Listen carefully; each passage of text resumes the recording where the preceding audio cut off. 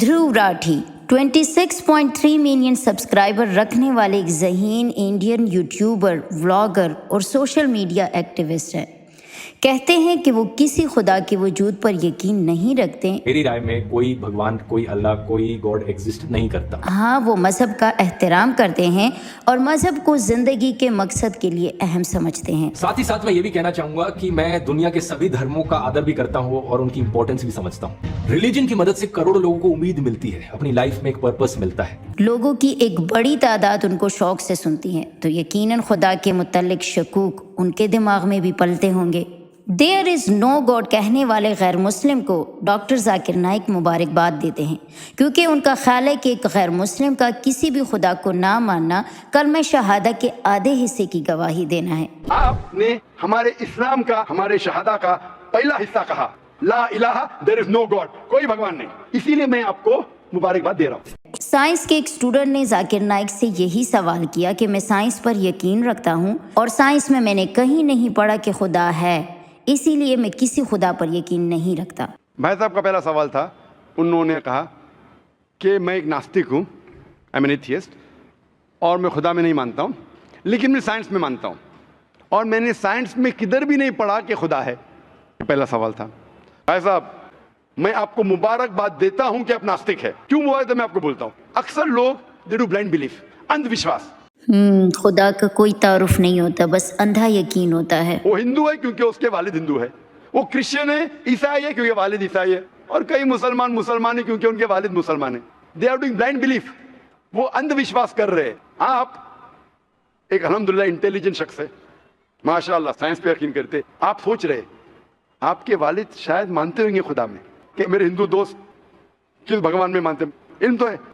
آپ سوچتے ایسا بھگوان جو خود کچھ کام نہیں کر سکتا، دوسرے بھگوان کی مدد لیتا ہے، آپ سوچتے ہیں نا، اور یہ کیسا بھگوان ہے؟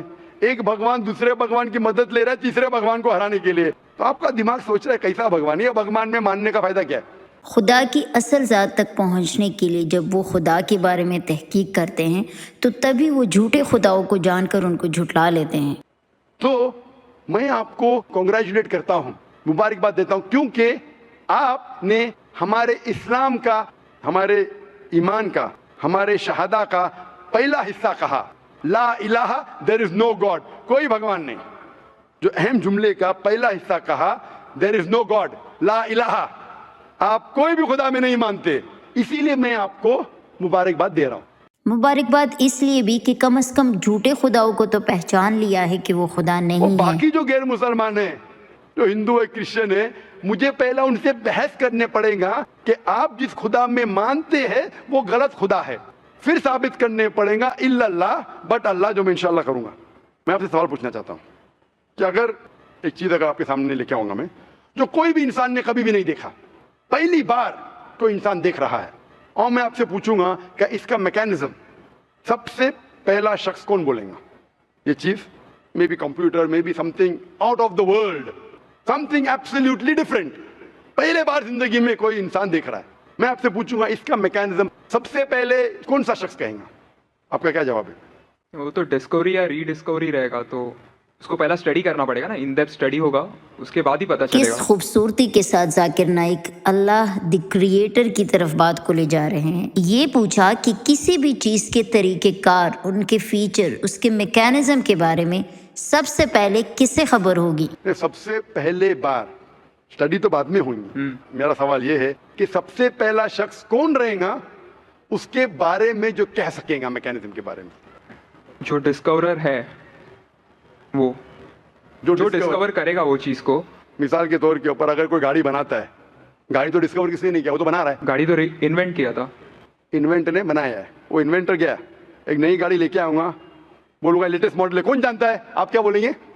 میں اندر کے بارے میں جاننا نہیں چاہتا ہوں، یہ پوچھنا چاہتا ہوں کہ سب سے پہلا شخص کون ہوگا جو اس کے بارے میں جانتا ہے؟ تو کیا جواب رہے گا آپ کا؟ آپ سائنٹسٹ ہیں ماشاءاللہ۔ جسے نے بنایا رہے گا اس کو پتا ہے۔ برابر، جس نے بنایا ہے۔ بالکل برابر ہے۔ سائنس پر یقین رکھنے والے انسان کو سائنس ہی کی زبان سے سمجھا کر پھر اس کے زبان سے یہ اگلوایا کہ ہر چیز کے بارے میں سب سے پہلی خبر دینے والا اس کا کریٹر ہی ہو سکتا ہے۔ انگریزی میں کہیں گے کریٹر، میکر، مینوفیکچرر، इन्वेंटर, जो भी बोलो, लफ्ज का इधर उधर है, बट आप मानते हैं कि सबसे पहली बार वो क्या चीज है बाद में डिस्कस करेंगे। अगर कोई चीज आपके सामने आती है जिसका आपको इल्म नहीं है और आपसे पूछा जाएगा कि सबसे पहला शख्स कौन है जो इस चीज के बारे में जानता है, तो जवाब है उसका creator, manufacturer, inventor, maker, producer. तकरीबन मानी एक है। ये जवाब आपके ध्यान में रखिए। जो भी नाम दिया जाए मतलब क्रिएटर ही है, तख्लीक करने वाला। अभी मैं आपसे पूछना चाहता हूँ, ये कायनात जो है, ये कायनात यूनिवर्स है, ये वजूद में कैसे आई? On its own. Science study कर रहा है। नहीं नहीं नहीं, आपने कहा आप साइंस के स्टूडेंट हैं क्या? नहीं। हाँ हूँ। Big bang, actually big bang theory में मानते हैं। Big bang today is an इररिफ्यूटेबल proof for the scientist. ये बिग बैंग के बारे में पता कब लगा आपको? कितने साल पहले आपके हिसाब से? No idea, may be 30, 40, 50 years. बिल्कुल सही। 30 बोलो, 40 बोलो, 50, मैं आर्ग्यू नहीं करूंगा, मैं आर्ग्यू नहीं कहूंगा। सही जवाब तकरीबन 40 साल है। लेकिन बिग बैंग थ्योरी एक साइंसी नजरिया है जो कायनात के आगाज के बारे में हमें बताता है। इस नजरिए के मुताबिक मौजूदा कायनात एक बहुत बड़े धमाके के बाद वजूद में आई और फैलती चली गई। ये लफ्ज जो आप कह रहे हैं, ये जो बिग बैंग के बारे में कुरान मजीद में 1400 साल पहले लिखा हुआ है।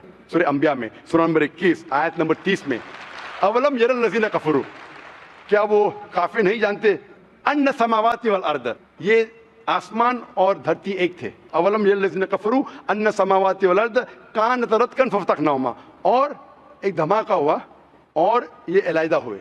इस थ्योरी से कितने सौ साल पहले ये बात कही गई। Big bang is इररिफ्यूटेबल proof according to scientist. मेरा सवाल था कि ये चीज कुरान में किसने लिखा बिग बैंग के बारे में आपके हिसाब से? ये कुरान 1400 साल पुराना है, ठीक है? ये कुरान में किसने लिखा? I have no idea. I haven't read Quran. नहीं नहीं, लेकिन मैं हवाला दे रहा हूँ ना, और आप तर्जुमा पढ़ सकते हैं। मैं झूठ नहीं बोल रहा हूँ। Maybe Prophet Muhammad. Maybe Prophet Muhammad. May be हो सकता है, ठीक है? I don't know. May be, ठीक है, सही है गलत? May be. उस आदमी ने कहा कि हो सकता है ये मोहम्मद सल्लल्लाहु अलैहि वसल्लम ने लिखा हो। जाकिर नाइक ने कहा कि चले मान लिया, हो सकता है। अब वो दूसरी मिसाल से समझा रहे हैं। ये दुनिया जो हमारी है, दुनिया का शेप क्या है? What is the shape of this earth? Circular. सर्कुलस, Circle. It's ovoid. Ovoid. जियोस्फेरिकल। मैं जरा मदद कर रहा हूँ क्योंकि मैं जरा साइंस के डिग्री में जरा हाई लेवल हूँ, मैं डॉक्टर हूँ। आपकी डिग्री क्या पता नहीं, मैं साइंस स्टूडेंट हूँ, तो मदद करना हर इंसान का फर्ज है। सर्कल मतलब फ्लैट है, it should be spherical, you should say. Better than spherical is जियोस्फेरिकल। Exact, correct ना? सर्कल करेक्ट है कि जियोस्फेरिकल करेक्ट है? You are right. जियोस्फेरिकल। ओवाइड भी करेक्ट है, जियोस्फेरिकल। ये कभी पता चला आपको? कितने साल पहले? नहीं पता, मैं आपकी मदद करूंगा क्योंकि मैं भी साइंस का स्टूडेंट हूँ, इस्लाम के अलावा साइंस का स्टूडेंट भी हूँ। ये सबसे पहले जो इंसान ने जाना और साबित किया कि the world is spherical is sir Francis Drake. सन 1577 में जब दुनिया के गोल वो सेल किया, उसने साबित किया कि दुनिया गोल है। दुनिया बेज़वी है। साइंसदानों ने कई सौ साल बाद इस बात को जाना, और इससे कई सौ साल पहले कुरान पाक में ज़मीन के बारे में यही बात लिखी गई है। तो गोया लिखने वाला इस ज़मीन को पैदा करने वाला भी है। वो साइंसदानों से बहुत पहले जान गया था। कुरान मजीद में अल्लाह ताला फरमाते सूरह नाज़ियात में सूरह नंबर 79 वर्स नंबर 30 में, वल अर्द बाद ज़ालिका दहाहा, और हमने इस अर्थ को, इस जमीन को दहाहा बनाया। दहाहा अरबी लफ्ज है जो आता है दुया से, जिसका मतलब एग शेप। और हम जानते हैं अर्थ completely round like a ball ने, it is flatten from the poles, जियोस्फेरिकल shape. और ये दुया है, ये आम अंडा नहीं है, it is an egg of N ostrich, शतुलमुर्ग का अंडा है। और अब शतुलमुर्ग का अंडा देखेंगे, इट इज जियोस्फेरिकल शेप। तो कुरान मजीद में 1400 साल पहले कौन लिख सकता है कि द अर्थ वॉज जियोस्फेरिकल शेप? मेरा सवाल है, कौन लिख सकता है? उस वक्त कौन जानता था? ये पता कब लगा? 400 साल पहले। तो 1400 साल पहले कौन लिख सकता है? यकीनन वही लिख सकता है जिसने इसको तख्लीक भी किया हो। एथियस्ट लाजवाब हो गया तो उसने कहा ये एक मफरूज़ा था। अभी ये थियरी बन गया, प्रूव करने के बाद थियरी बन गया। अभी वो पोस्टुलेट था। पोस्टुलेट पढ़ेगा जियोस्फेरिकल शेप। आप अगर स्टूडेंट ऑफ साइंस है, मैं भी स्टूडेंट ऑफ साइंस है, अगर आप गलती करेंगे तो मेरा फर्ज होता है कि आपको सुधारूं। There was no postulate, there was a hypothesis. Probably it was not documented. It was a hypothesis, it is spherical but no proof. And geospherical तो था ही नहीं। Even Sir Francis Drake जब दुनिया के गोल गए, उसने ये नहीं कहा जियोस्फेरिकल है, उसने कहा स्फेरिकल है। कुरान में लिखा है स्फेरिकल नहीं, जियोस्फेरिकल। It was no postulate, no hypothesis also. Leave aside postulate. It came later on. قرآن تو جو کر کے نظریے اور اور مفروضے کی بات ہی نہیں غریب ہے۔ کرتا، زمین کی قرآن شیپ میں ہی کون بتا لکھ دی۔ سکتا ہے؟ Probably some early scientist. Probably some early scientist, ٹھیک ہے، ارلی سائنٹسٹ نے لکھا، پہلے بولے محمد صلی اللہ علیہ وسلم ہو سکتا ہے، پھر بولے ارلی سائنٹسٹ، بگ بینگ لکھا، یہ لکھا، ٹھیک ہے۔ ذاکر نائک اس کے سارے اندازوں کو مانتے چلے جاتے ہیں اور اس کو قائل کرنے کے لیے ایک اور دلیل دیتے ہیں۔ چاند جو ہے، چاند کی روشنی خود کی روشنی ہے کیا ریفلیکٹڈ روشنی ہے؟ Reflected. ریفلیکٹڈ ہے۔ کبھی پتہ چلا؟ یسٹرڈے، 200 سال پہلے، 300 سال پہلے، 400 سال پہلے، اس پہ بحث نہیں کریں گے۔ قرآن مجید نے 1400 سال پہلے لکھا ہے، سورہ فرقان میں سورہ نمبر 25 آیت نمبر 61 میں، کہ یہ چاند اور سورج کی خود کی روشنی ہے، چاند کی روشنی بوروڈ ہے، لی گئی ہے، یا ریفلیکٹڈ ہے، نور یا منیر۔ تو کون قرآن میں لکھ سکتا ہے کہ یہ چاند کی روشنی خود کی روشنی نہیں ہے، بوروڈ روشنی ہے، ریفلیکٹڈ ہے؟ پہلے ہر انسان سمجھتا تھا کہ چاند کی خود کی روشنی ہے۔ چاند سے متعلق ہر ایک یہی سمجھتا تھا کہ اس کی روشنی خود کی روشنی ہے، کوئی ایسا مفروضہ بھی نہیں تھا جس میں کہا جا سکتا ہو کہ چاند کی روشنی اس کی خود کی روشنی نہیں ہے۔ چاند کے بارے میں تو کسی نے بھی نہیں کہا۔ کون لکھ سکتا ہے قرآن میں 1400 سال پہلے کہ چاند کی روشنی خود کی نہیں ہے، لی گئی ہے، بوروڈ ہے، ریفلیکٹڈ ہے؟ کون لکھ سکتا ہے؟ Stick to my earlier answer. کیا آنسر ہے؟ Some scientist. پہلے بار سائنٹسٹ، سیکنڈ بار سائنٹسٹ، تھرڈ۔ لیکن یہ سائنٹسٹ نے جب جانا، دنیا سے کہا کیوں نہیں؟